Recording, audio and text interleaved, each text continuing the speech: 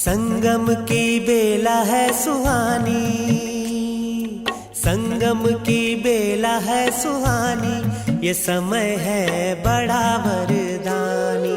संगम की बेला है सुहानी, ये समय है बड़ा वरदानी।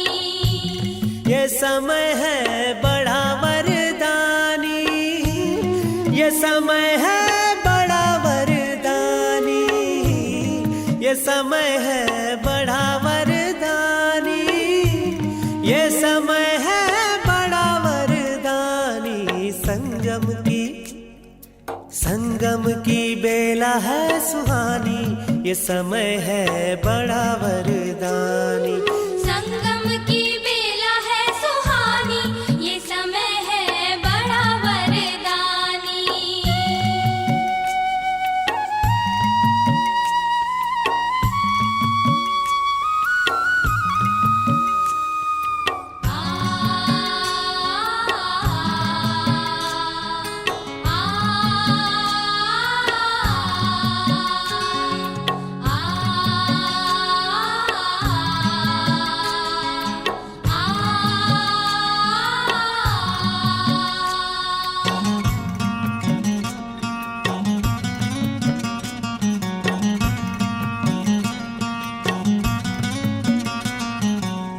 संगम पर ही शिव बाबा है आते, ज्ञान शंख से सबको जगाते।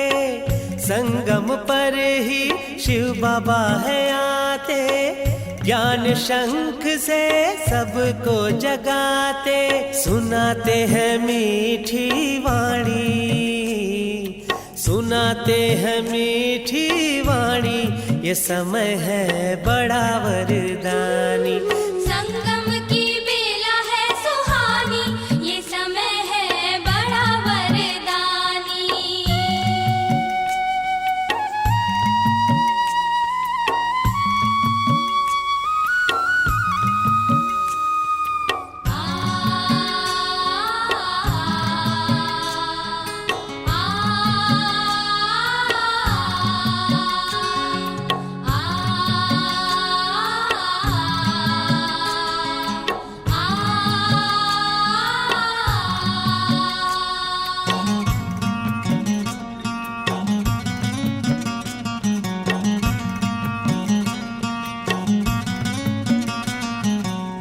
संगम पर ही ब्राह्मण बनते, सम्मुख शिव से बातें करते।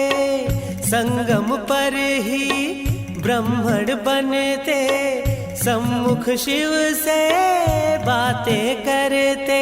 मिलन मिला इसकी निशानी, मिलन मिला इसकी निशानी, ये समय है बड़ा वरदानी। संगम की बेला है सुहानी, ये समय है बड़ा वरदानी।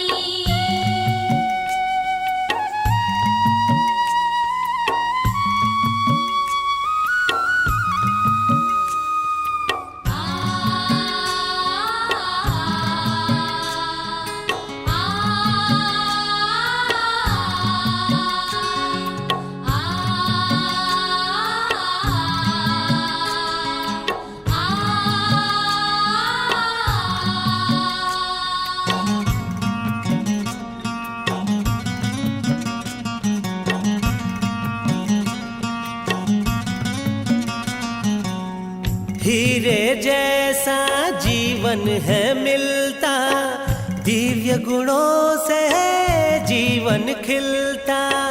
हीरे जैसा जीवन है मिलता, दिव्य गुणों से जीवन है खिलता। सत्यनारायण की है कहानी, सत्यनारायण की है कहानी, ये समय है बड़ा वरदानी। संगम की बेला है सुहानी, ये समय है बड़ा वरदानी।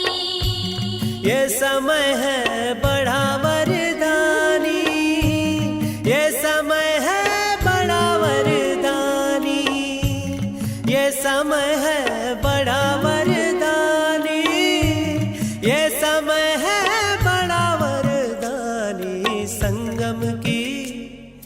संगम की बेला है सुहानी, ये समय है बड़ा वरदानी।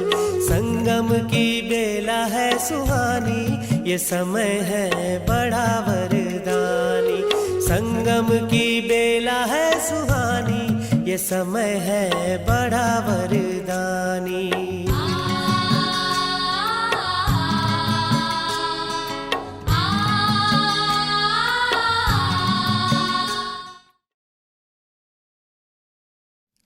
ओम शांति।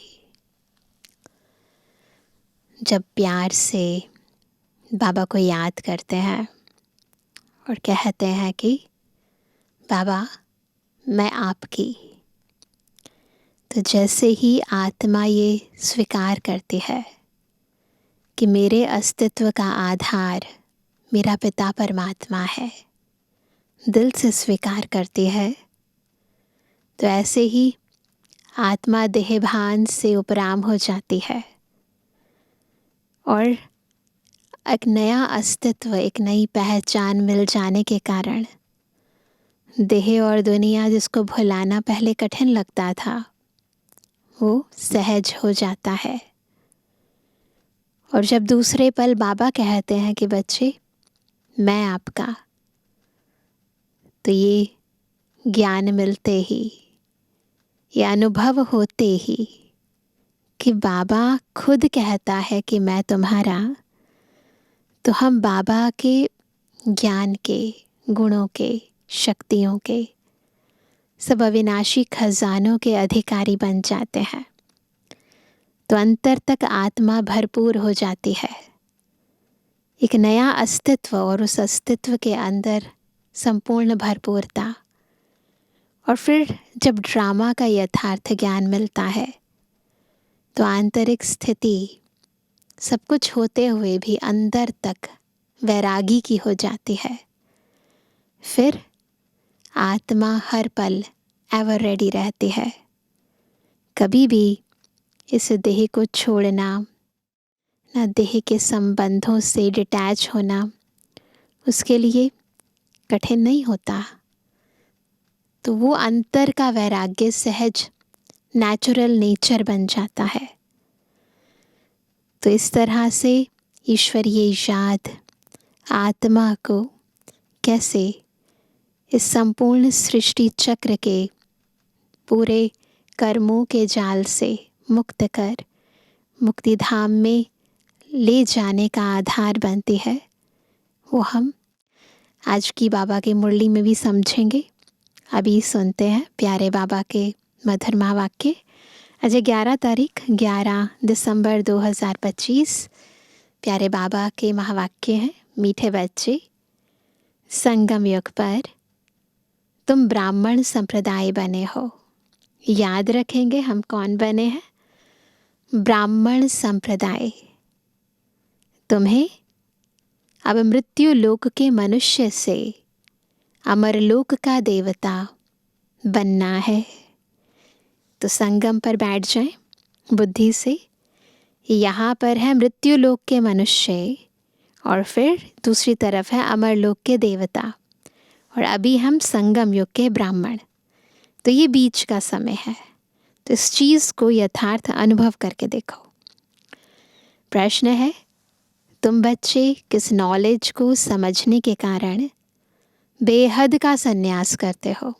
हमारा हद का संन्यास नहीं है।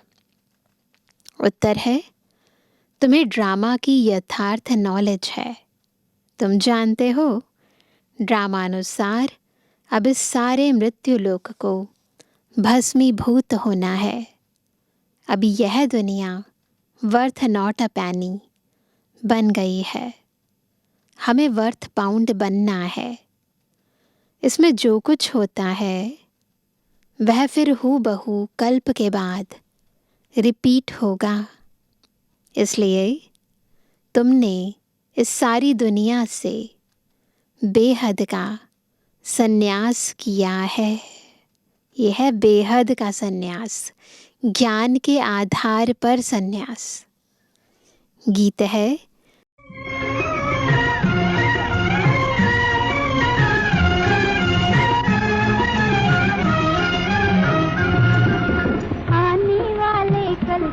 तुम तस्वीर हो, नाज करेगी दुनिया तुम पर, दुनिया की तकदीर हो। आने वाले कल की तुम तस्वीर हो, नाज करेगी दुनिया तुम पर, दुनिया की तकदीर हो।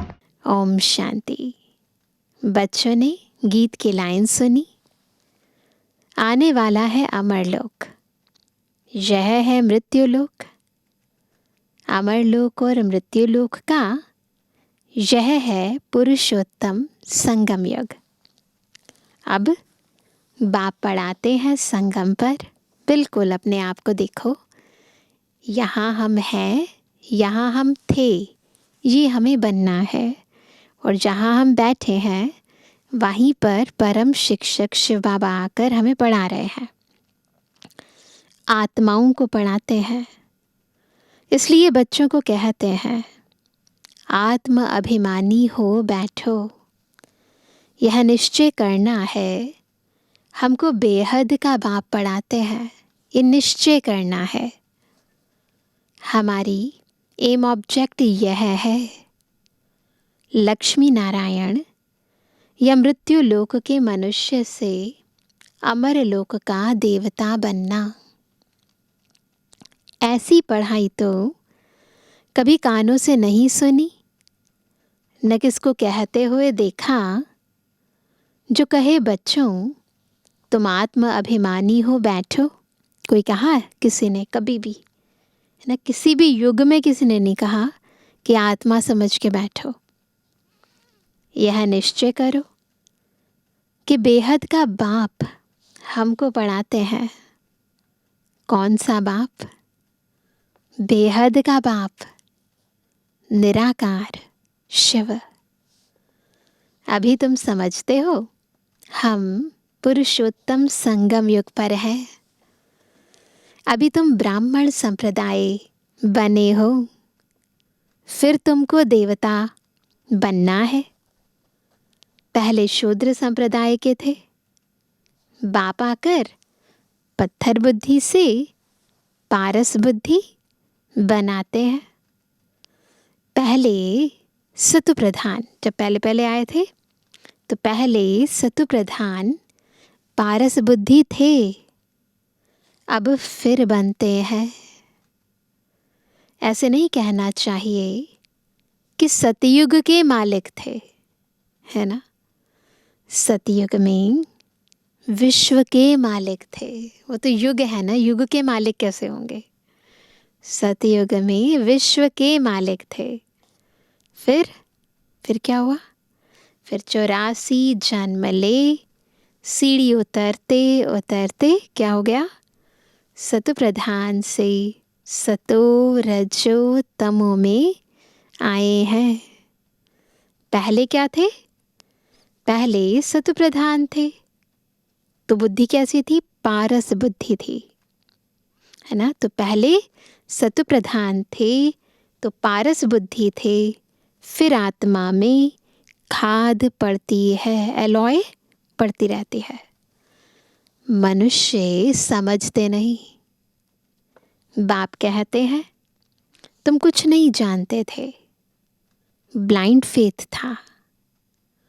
सिवाय जानने के किसकी पूजा करना, वह याद करना, उसको ब्लाइंड फेथ कहा जाता है। किसी की भी पूजा जिसके बारे में आपको कुछ पता ही ना हो, है ना, ऐसे करना, इसे तो अंधविश्वास ही कहेंगे ना। और अपने श्रेष्ठ धर्म श्रेष्ठ कर्म को भी भूल जाने से वह कर्म भ्रष्ट धर्म भ्रष्ट बन पड़ते हैं। भारतवासी इस समय दैवी धर्म से भी भ्रष्ट हैं, है ना। इस समय क्या हालत है? जो हमारा देवी देवताओं का धर्म था, वो धारणाएं थी जिसमें दिव्य गुण हमारे अंदर व्याप्त थे, तो बाबा कहते हैं भारतवासी इस समय दैवी धर्म से भी भ्रष्ट हैं। तो अभी भ्रष्ट हो गया है। बाप समझाते हैं वास्तव में तुम हो प्रवृत्ति मार्ग वाले। वही देवताएं जब अपवित्र बनते हैं तब देवी देवता कह नहीं सकते। जब वाम मार्ग में जाते हैं, द्वापर युग में आते हैं, तो खुद को देवी देवता नहीं कह सकते। इसलिए नाम बदल हिंदू धर्म रख दिया है। यह भी होता है ड्रामा प्लान अनुसार। ये धर्म बदलना, देवी देवता धर्म से हिंदू धर्म में आ जाना, ये सब ड्रामा अनुसार होता है। सभी एक बाप को ही पुकारते हैं। कैसे? हे पतित पावन आओ। वह एक ही गॉड फादर है जो जन्म मरण रहित है। ऐसे नहीं कि नाम रूप से न्यारी कोई चीज़ है। आत्मा का व परमात्मा का रूप बिल्कुल सूक्ष्म है, जिसको स्टार व बिंदु कहते हैं। शिव की पूजा करते हैं, शरीर तो है नहीं, है ना, पूजा कर रहे हैं, उनकी बॉडी तो है नहीं। अब आत्मा बिंदी की पूजा हो ना सके, इसलिए उनको बड़ा बनाते हैं पूजा के लिए। समझते हैं शिव की पूजा करते हैं, परंतु उनका रूप क्या है वह नहीं जानते। यह सब बातें बाप इस समय ही आकर समझाते हैं। बाप कहते हैं तुम अपने जन्मों को नहीं जानते हो। 84 लाख योनियों का तो एक गपोड़ा लगा दिया है। अब बाप तुम बच्चों को बैठ समझाते हैं। अभी तुम ब्राह्मण बने हो, फिर देवता बनना है। कलयुगी मनुष्य है शूद्र। तुम ब्राह्मणों की एम ऑब्जेक्ट है मनुष्य से देवता बनने की। यह मृत्युलोक पतित दुनिया है। नई दुनिया वह थी जहाँ यह देवी देवताएं राज्य करते थे। एक ही इनका राज्य था। यह सारे विश्व के मालिक थे। अभी तो तमो प्रधान दुनिया है, अनेक धर्म है। यह देवी देवता धर्म प्राय लोप हो गया है। देवी देवताओं का राज्य कब था, कितना समय चला, यह वर्ल्ड की हिस्ट्री, ज्योग्राफी कोई नहीं जानते। बाप ही आकर तुमको समझाते हैं। यह है गॉड फादरली वर्ल्ड यूनिवर्सिटी, जिसकी एम ऑब्जेक्ट है अमरलोक का देवता बनाना। इनको अमर कथा भी कहा जाता है। तुम इस नॉलेज से देवता बन काल पर जीत पाते हो। वहाँ कभी काल खा नहीं सकता। मरने का वहाँ नाम नहीं है ना। वहाँ पर अचानक से कभी कोई शरीर नहीं छोड़ता है। अभी तुम काल पर जीत पहन रहे हो ड्रामा के प्लान अनुसार। भारतवासी भी 5 वर्ष या 10 वर्ष का प्लान बनाते हैं ना। समझते हैं हम राम राज्य स्थापन कर रहे हैं। बेहद के बाप का भी प्लान है राम राज्य बनाने का। वह तो सब है मनुष्य। मनुष्य तो राम राज्य स्थापन कर ना सके। राम राज्य कहा ही जाता है सतयुग को। इन बातों को कोई जानते नहीं है। मनुष्य कितनी भक्ति करते हैं, जिस्मानी यात्राएं करती हैं, है ना। कितनी भक्ति करते हैं, तीर्थ यात्राओं पर जाते हैं तो जिस्मानी यात्राएं करते हैं। दिन अर्थात सतयुग त्रेता में इन देवताओं का राज्य था। फिर रात में भक्ति मार्ग शुरू होता है। जैसे ही बेहद की रात शुरू होती है तो भक्ति मार्ग शुरू होता है। तो रात में भक्ति मार्ग शुरू होता है। सतयुग में भक्ति नहीं होती है। ज्ञान, भक्ति, वैराग्य, यह बाप समझाते हैं। वैराग्य दो प्रकार का है। एक है हठ योगी, निवृत्ति मार्ग वालों का। वह क्या करते हैं? वह घर बार छोड़ जंगल में जाते हैं, घर बार सब छोड़ देते हैं, रिश्तेदारों को छोड़ देते हैं, परिवार को छोड़ देते हैं और जंगल में चले जाते हैं। अब तुमको तो बेहद का संन्यास करना है, वही रहना है, पर बुद्धि का योग वहाँ नहीं लगाना है। सारे मृत्युलोक का बाप कहते हैं यह सारी दुनिया भस्मीभूत होने वाली है। ड्रामा को बहुत अच्छी रीति समझना है। जो मिसल टिक टिक होती रहती है, जो कुछ होता है फिर कल्प 5000 वर्ष बाद हो बहू रिपीट होगा। इसको बहुत अच्छी रीति समझकर बेहद का संन्यास करना है। समझो कोई विलायत जाते हैं, कहेंगे वहाँ हम यह नॉलेज पढ़ सकते हैं। बाप कहते हैं हाँ, कहाँ भी बैठ तुम पढ़ सकते हो। इसमें पहले 7 रोज़ का कोर्स लेना पड़ता है। बहुत सहज है। आत्मा को सिर्फ यह समझना होता है हम सत्व प्रधान विश्व के मालिक थे, तब सत्व प्रधान थे, है ना। जब विश्व के मालिक थे, जब विश्व ही सत्व प्रधान था तो हम सत्व प्रधान थे। अब तमो प्रधान बन गए हैं। 84 जन्मों में बिल्कुल ही वर्थ नॉट अ पैनी बन पड़े हैं। अब फिर हम पाउंड कैसे बने, वैल्यू कैसे बढ़ाएं? वैल्यूज़ को धारण करने से पैनी से पाउंड बन जाएंगे। अब कलयुग है, फिर ज़रूर सतयुग होना है। बाप कितना सिंपल समझाते हैं। 7 दिन का कोर्स समझना है। कैसे हम सत्व प्रधान से तमो प्रधान बने हैं। काम चिता पर बैठ तमो प्रधान बने हैं। अब फिर ज्ञान चिता पर बैठ सत्व प्रधान बनना है। वर्ल्ड की हिस्ट्री ज्योग्राफी रिपीट होती है, चक्र फिरता रहता है ना। अभी है संगम युग, फिर सतयुग होगा। अभी हम कलयुगी विशियस बने हैं, सो फिर सतयुगी वॉइसलेस कैसे बने? उसके लिए बाप रास्ता बताते हैं, पुकारते भी हैं। हमारे में कोई गुण नहीं है, अब हमको ऐसा गुणवान बनाओ। कहते ना, मुझ निर्गुण हारे में कोई गुण नाही, आपे ही तरस परोई। जो कल्प पहले बने थे उन्हों को ही फिर बनना है। बाप समझाते हैं, पहले पहले तो अपने को आत्मा समझो। आत्मा ही एक शरीर छोड़ दूसरा लेती है। अभी तुमको देही अभिमानी बनना है।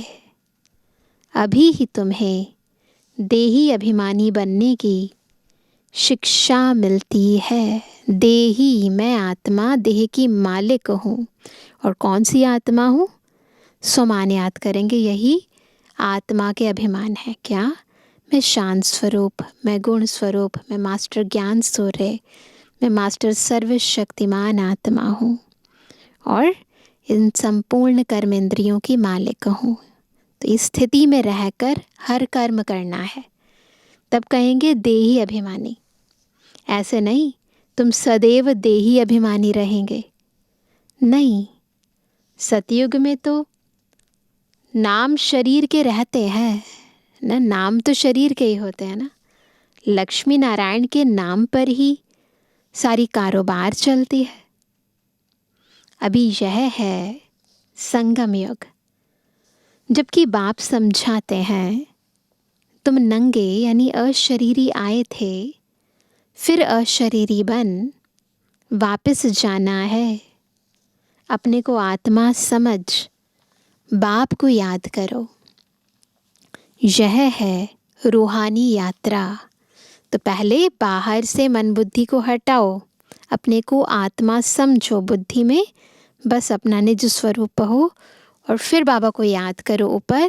तो इसको कहेंगे रूहानी यात्रा। आत्मा अपने रूहानी बाप को याद करती है। बाबा है ऊपर तो मन बुद्धि ऊपर चला जाता है। बाप को याद करने से ही, है ना, इस रूहानी यात्रा से, बाबा को याद करने से ही पाप भस्म हो जाएंगे। तो उन यात्राओं से पाप भस्म नहीं हुए, इससे भस्म होते हैं। इनको योग अग्नि कहा जाता है। भस्म तब होंगे जब योग जो है, या यूँ कहें जो याद है, जो लगन है, वो अगन बन जाए। तो बाबा कहते हैं इसको योग अग्नि कहा जाता है। याद तो तुम कहाँ भी कर सकते हो, 7 रोज में समझाना होता है। यह सृष्टि चक्र कैसे फिरता है, कैसे हम सीढ़ी उतरते हैं। अब फिर इस एक ही जन्म में चढ़ती कला होती है। इस एक जन्म में चढ़ती कला होती है। विलायत में बच्चे रहते हैं, वहाँ भी मुरली जाती है। यह स्कूल है ना। वास्तव में यह है गॉड फादरली यूनिवर्सिटी। गीता का ही राजयोग है। परंतु श्री कृष्ण को भगवान नहीं कहा जाता। ब्रह्मा विष्णु शंकर को भी क्या कहते हैं? देवता कहते हैं ना। भगवान तो नहीं कहते, देवता कहा जाता है। अभी तुम पुरुषार्थ कर फिर सो देवता बनते हो। प्रजापिता ब्रह्मा भी ज़रूर यहाँ होगा ना। प्रजापिता तो मनुष्य है ना। प्रजा ज़रूर यहाँ ही रची जाती है। हम का अर्थ बाप ने बहुत सहज रीति समझाया है। भक्ति मार्ग में तो कह देते हम आत्मा सो परमात्मा।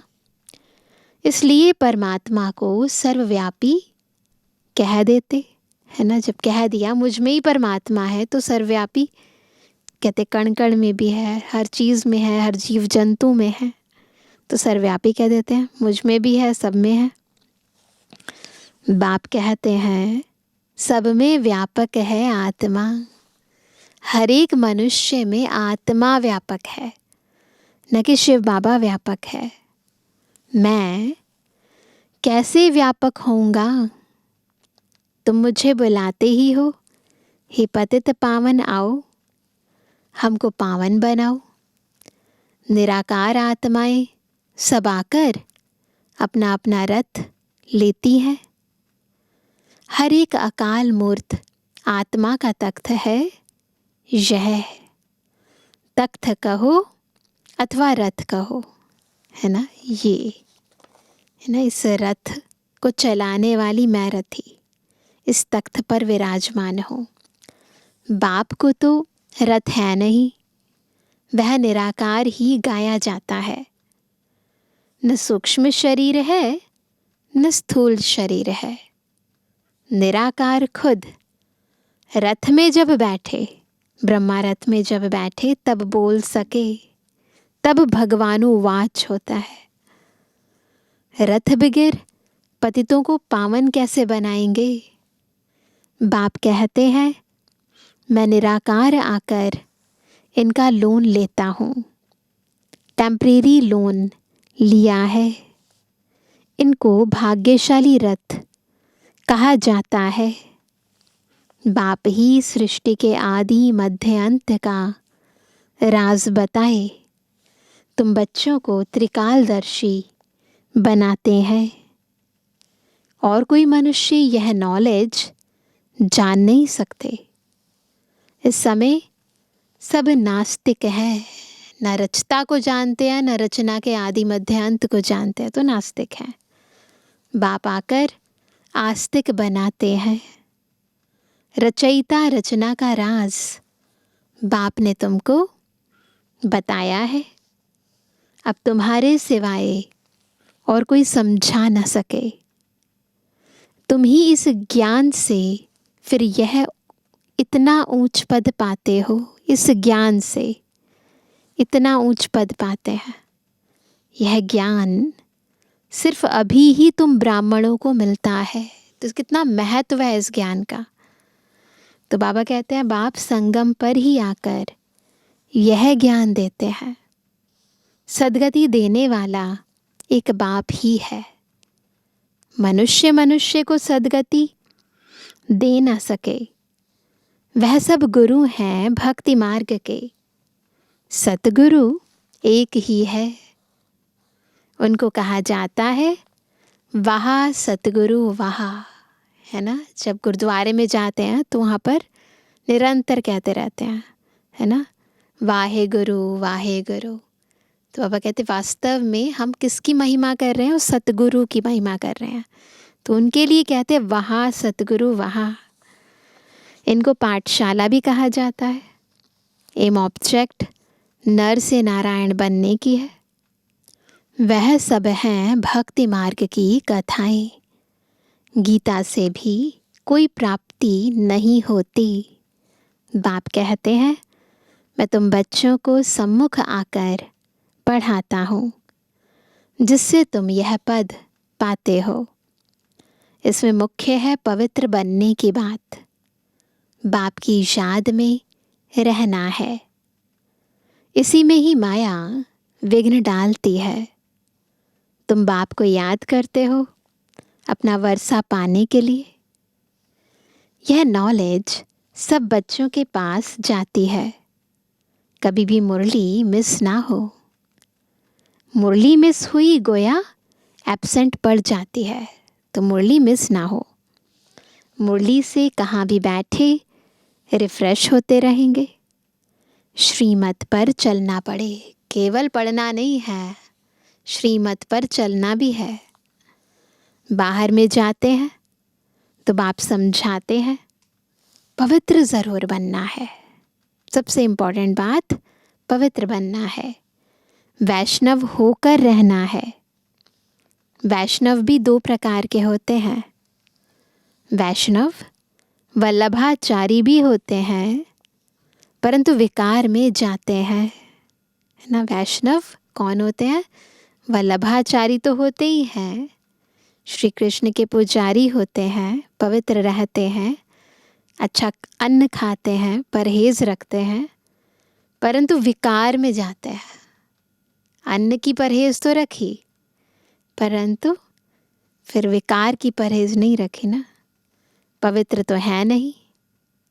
तो बाबा कहते हैं तुम पवित्र बन विष्णु वंशी बनते हो। वहाँ तुम वैष्णव रहेंगे, सदा पवित्र रहेंगे, विकार में नहीं जाएंगे। वह है अमर लोक, यह है मृत्यु लोक। यहाँ विकार में जाते हैं। अभी तुम विष्णुपुरी में जाते हो, वहाँ विकार होता नहीं।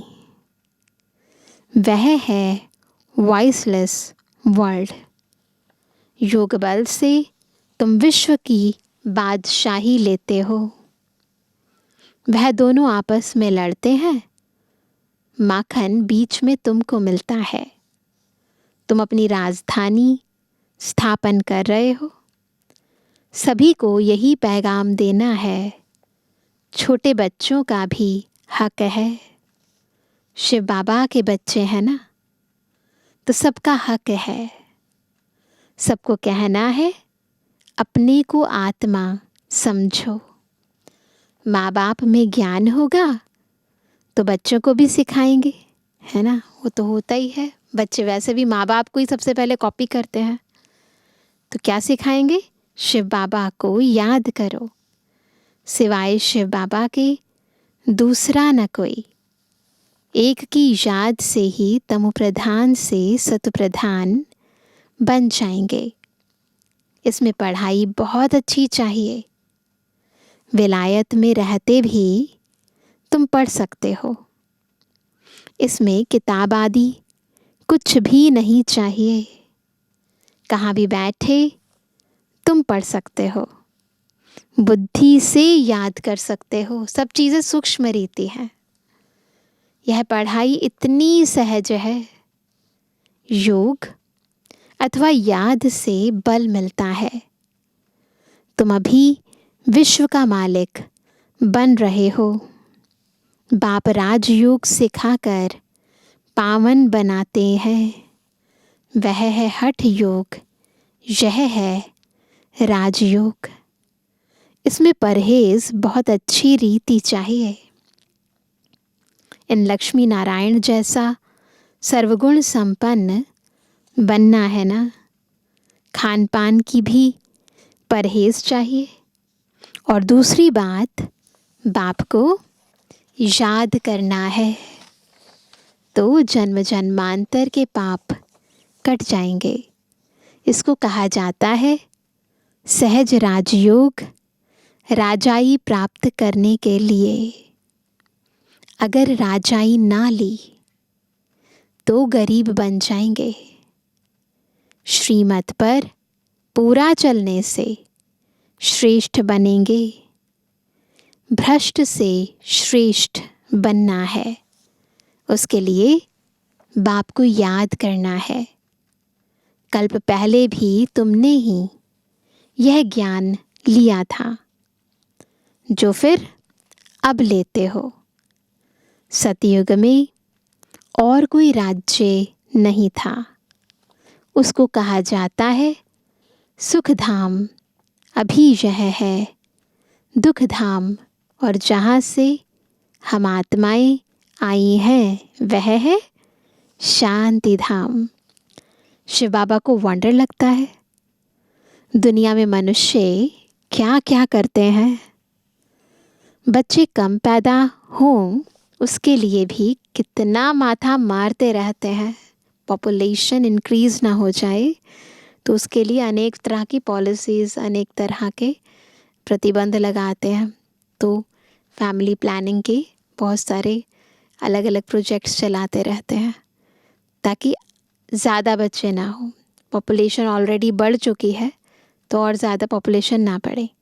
पर असली में फैमिली प्लानिंग कौन करते हैं? शिव बाबा करते हैं।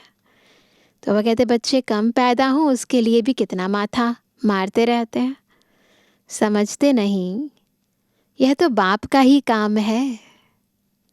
बाप झट एक धर्म की स्थापना कर बाकी सब अनेक धर्मों का विनाश करा देते हैं एक धक से। बस वो लोग कितनी दवाइयाँ आदि निकालते हैं पैदाइश कम करने के लिए, इतनी मेडिसिन्स निकालते हैं। बाप के पास तो एक ही दवाई है। एक धर्म की स्थापना होनी है। वह समय आएगा सब कहेंगे यह तो पवित्र बन रहे हैं। फिर दवाई आदि की भी क्या दरकार है। उन्हें भी वैराग्य आ जाएगा। तुमको बाबा ने ऐसी दवाई दी है मनमना भव की जिससे तुम 21 जन्मों के लिए पवित्र बन जाते हो। अच्छा, मीठे मीठे सर्व से एबल आज्ञाकारी बच्चों पर माता पिता बाप दादा का याद। Good morning. रूहानी बच्चों की रूहानी बाप दादा को गुड मॉर्निंग। नमस्ते नमस्ते नमस्ते।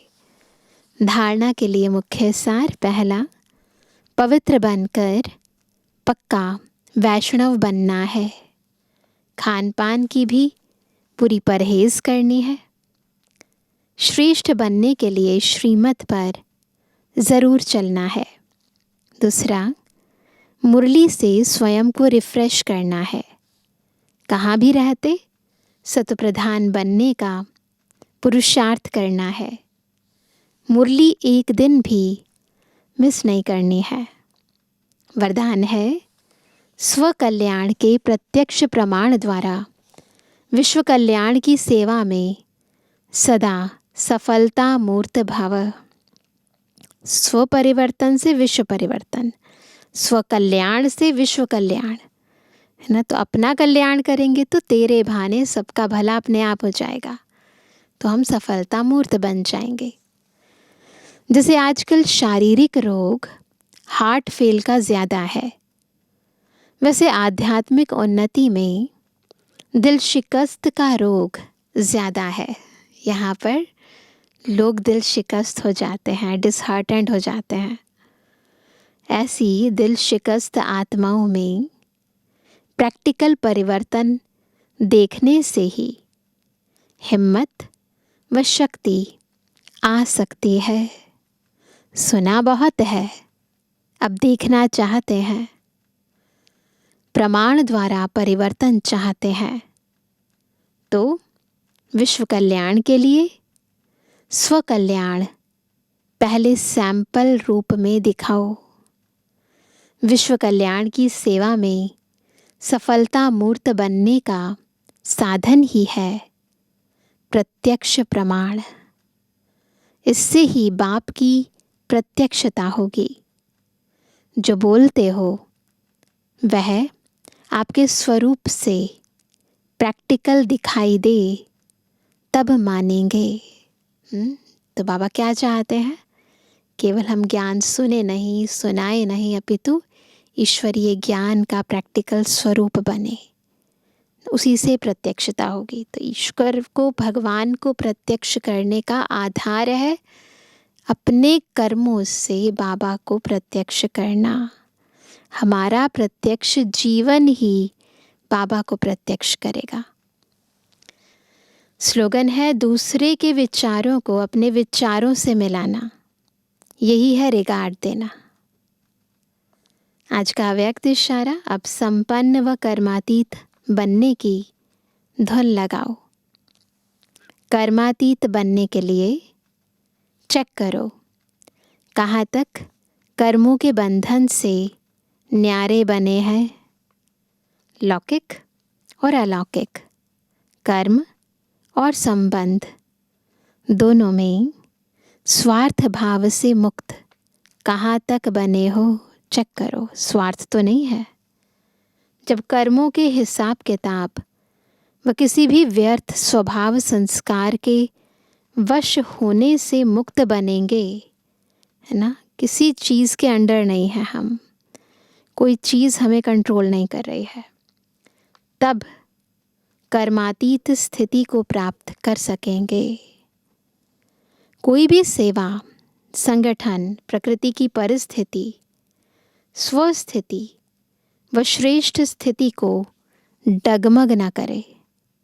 इस बंधन से भी मुक्त रहना ही कर्मातीत स्थिति की समीपता है ना। ये सारे जितने भी बंधन हैं, इन सब से मुक्त रहना ही कर्मातीत स्थिति की समीपता है। तो खुद को चेक करते रहो कितना हम कर्मातीत स्थिति के समीप पहुँचे हैं। अच्छा, ओम शांति।